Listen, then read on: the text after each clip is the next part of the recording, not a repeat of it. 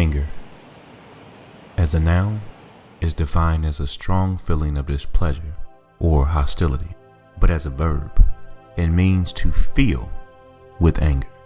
By definition, anger is not only an emotional reaction, but a substance that feels. But where does it begin? What direction does it travel? Where does it lead? I would imagine somewhere dark. I've noticed something about anger. It's always preceded by hurt. So let's take a look at a few characters from Captain America: Civil War. We have Iron Man, Black Panther, and Zemo.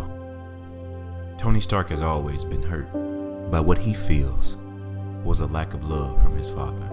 T'Challa, his father was killed in an attack by whom he thinks is the Winter Soldier. Zemo's father, wife, and child was killed in the chaos in Sokovia. After the hurt comes fear. Yoda says, fear is the path to the dark side. Fear leads to anger. Anger leads to hate. And hate leads to suffering. In fear, we develop defensive mechanisms. One, we clam up. We subconsciously feel if we keep the real us inside a box and lock it, we can avoid attaching to people, thus avoid heartaches of life. We become okay with avoiding people if it keeps the hurt away. Two, we grow cold. In some areas of life, our hearts become as a frozen wilderness. We become disgruntled and loveless. We subconsciously feel if we don't care, we can't get hurt. Three, lash out.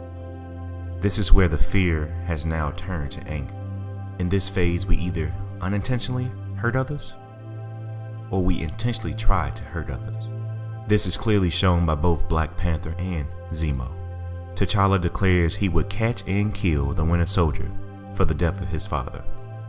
And Zemo, declaring that he had thought of nothing else but revenge, even with all those things. Anger's most devastating characteristic: it blinds your mind.